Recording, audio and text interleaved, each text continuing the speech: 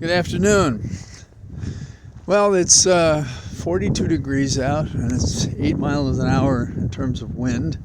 And we got mixed sunlight and clouds. So I haven't checked any barometers, so I don't know how that works out mathematically.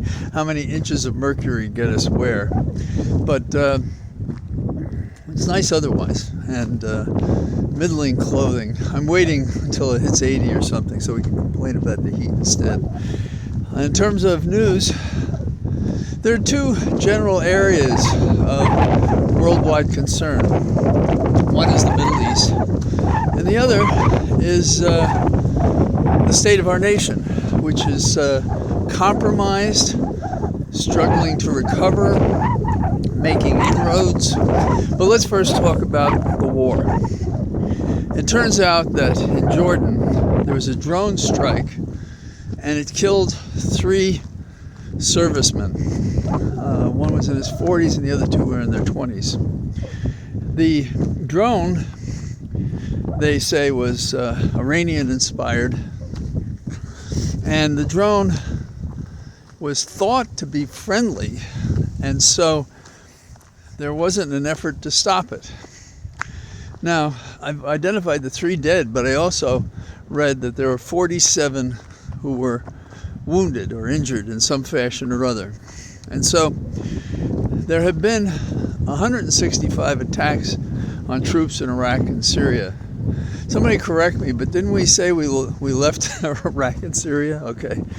Greater minds than I can figure out how to work those 2 inconsistencies out. But the entire story is, to me, what are we doing that can end hostilities, not encourage them to go larger and wider and farther. Now, I am very much a fan of Nancy Pelosi, but she's been apparently saying publicly, in terms of the war, that we shouldn't have a ceasefire. Why is that? There is no possibility of hostages being returned and any kind of,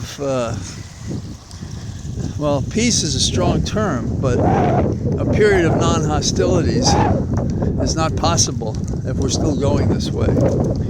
Now, I haven't heard Democrats abandon what has been Biden's plan, which is that we believe in a 2-state solution, Palestine and Israel.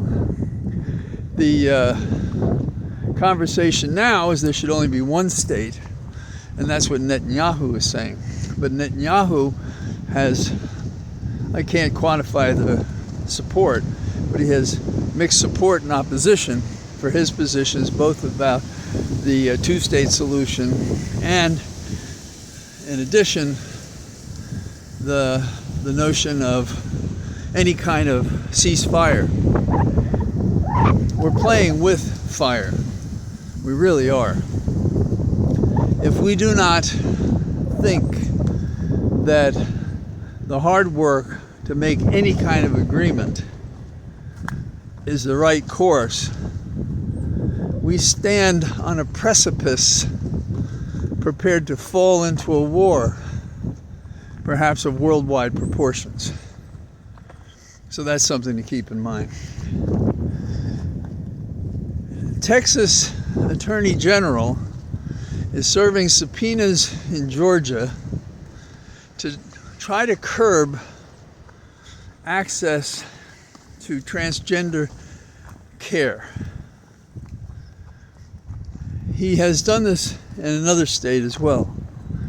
The defense in Georgia that they're invoking are the HIPAA provisions that make medical advice and treatment privileged and protected. The notion to reach out and compromise health and care is so antithetical to what medical care is as compared with governments, usually under dictators, that would prescribe what is acceptable and allowable in terms of care. Now, the Republican Party already stops at the bridge to affordable care. They opposed the Affordable Care Act, ACA. And there are millions in America who depend on that. And it's proven to be quite a boon. And years from now, it may be the one thing that Obama and Biden are cited for as a lasting contribution to promoting the general welfare as a stated objective in our Constitution for people who need care, don't have insurance, couldn't otherwise afford it, and would have to suffer perhaps an early death or a lifetime of suffering. So when you have a Republican Party that starts at that position and turns down funds that would help those who are young and ill, those who are disabled, and the list goes on. And they're very careful how they lie to us about it, because they know the people on some level do recognize it's important to hold on to that. I remember being surprised at, I guess, 50 when AARP, Association of Retired Persons, sent me an invitation to join. I think 50 is the age. And but since that time, I've seen them fight for these issues, supply information for it. And it's a worthy organization, whether you're 20 and follow their bulletins, or you're older and you can take advantage of the information they have, including treatment and stuff like that. Now, a question like transgender perhaps does not come up for someone who is considered a retired person, and I'm not now, and I wasn't when I was invited to become a member. But most people, well, I don't know how many people who belong are not retired at all.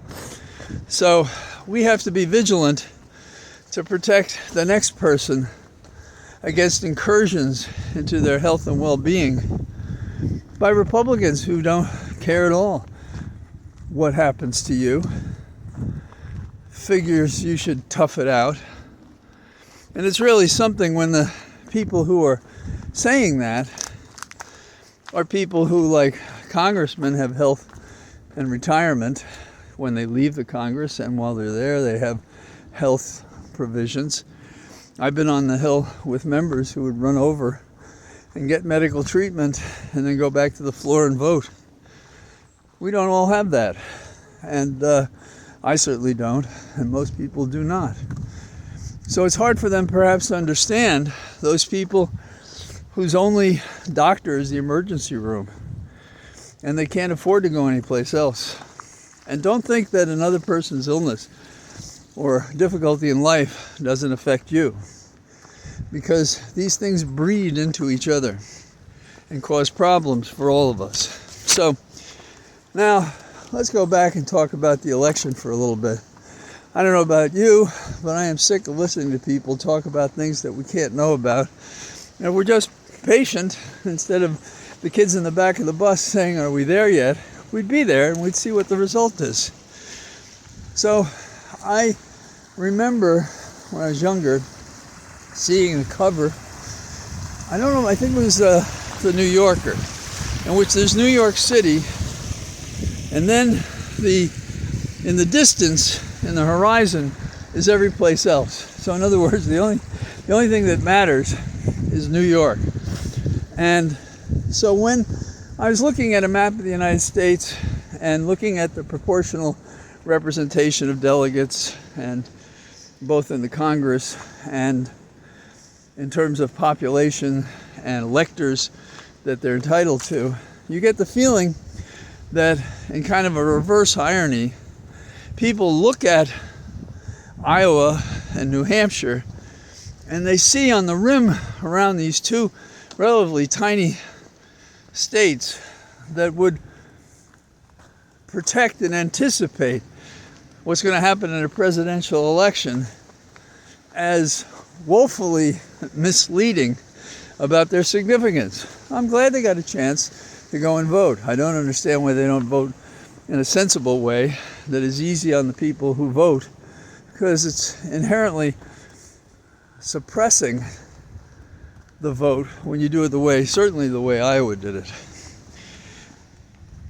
In the election, there's one other thing that strikes me. Nikki Haley gave a statement. She doesn't need to win. Well, I don't know that that's true. And I guess she's talking about South Carolina. And if she was running neck and neck with Trump through Super Tuesday and garnered, I don't know, half the delegates, she'd have a good argument and put her in a position when, if Trump finally falls down, as we see him waning as money judgments are being determined against him, and soon one of these cases is going to go forward and he's going to be convicted. So will she, by hanging on, come out of that? But that said, instead of saying I don't need to win and I don't want to be her advisor, she should be saying things like, we're fighting to win, we're slogging, we're doing well, the kinds of stuff that you teach candidates to say. And to say that I don't need to win is to suggest you're not going to win. Now, part of me thinks if somehow or other the Republicans nominated her as their standard bearer, that she might be tougher for Biden to fight, just as she says, because she deceives so much more smoothly in her articulate manner, even as she's telling us the horrible things she believes in and would do if president. But she has a more approachable finesse to deceive than does Trump, who is a braggart and a bully and in his own mind a superhero, though a midget in any proportion that we would consider character, courage, insight, wisdom, ethical behavior, or caring about America. So that's all I got today. And tomorrow it's going to be warmer, I hope. And I'll be out again tomorrow. So all the best from my Cathedral of Trees. Bye-bye.